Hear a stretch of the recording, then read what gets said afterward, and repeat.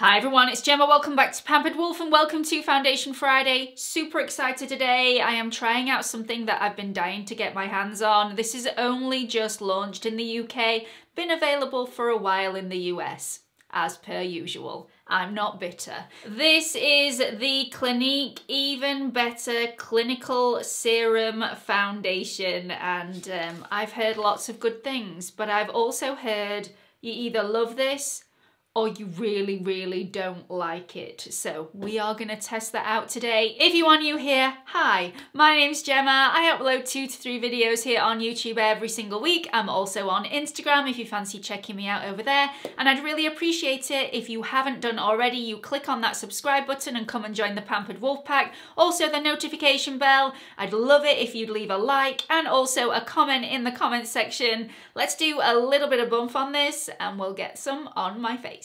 So this is the Clinique Even Better Clinical Serum Foundation. It's £34 in the UK. You get the standard 30ml or 1 fluid ounce. Comes in 42 shades. I've gone for the shade CN02, which is Breeze.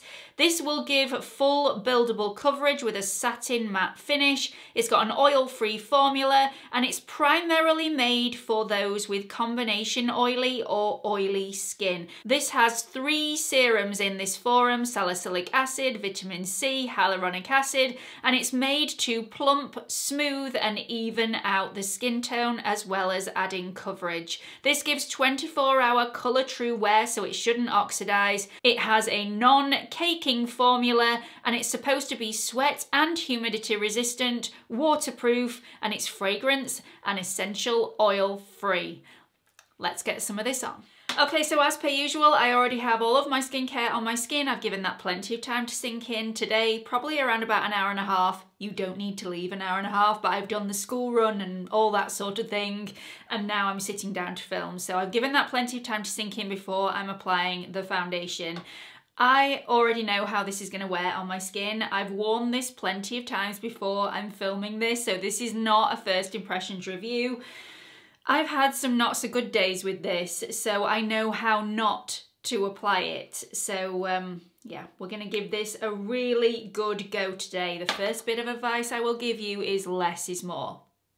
This has some coverage and it does pack a punch. So I'm gonna apply the first half with a brush on this side of my face and the second half with a sponge on this half of my face. Can you see? It's coverage. It really is a lot of coverage. So I apply the tiniest amount and then I'm trying to spread this as far as it will physically go.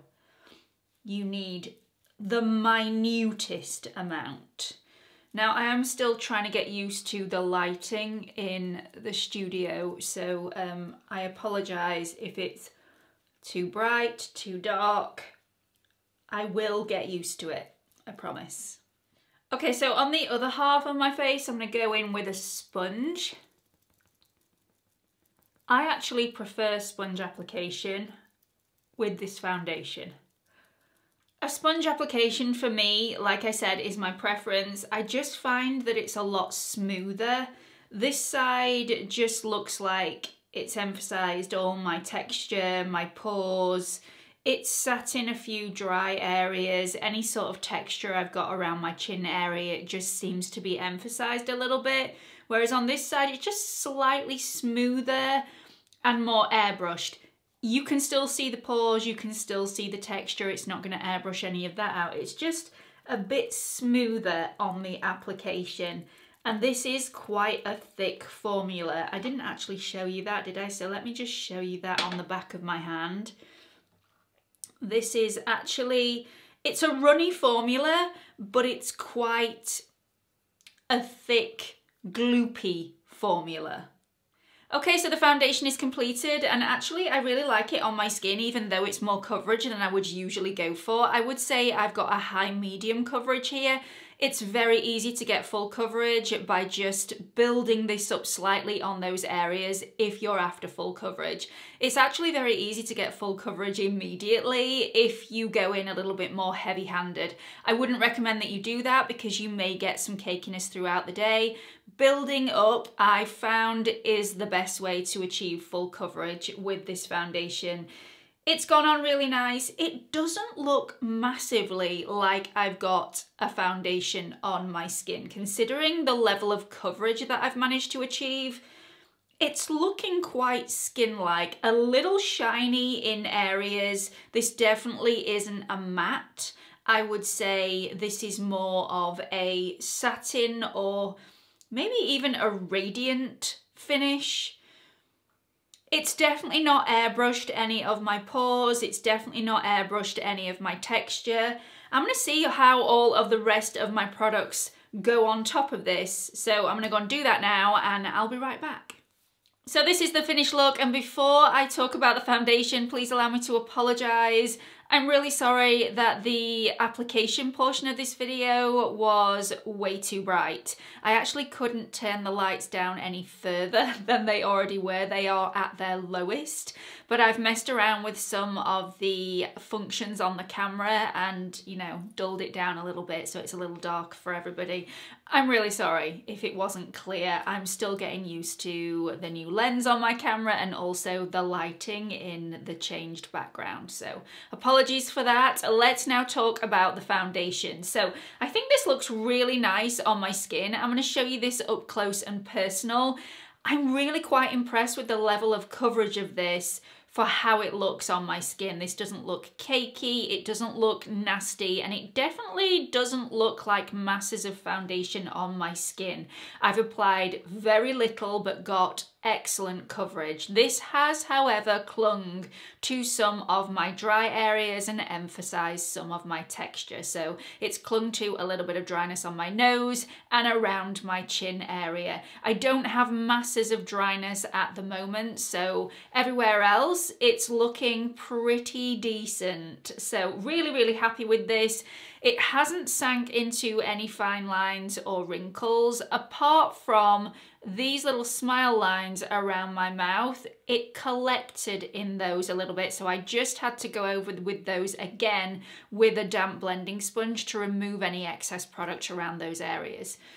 All in all, I'm happy with how this looks, and I'm pleasantly surprised that I like this as much as I do for the level of coverage that it's given me. I think it looks really nice on my skin, but we're gonna see how it wears today.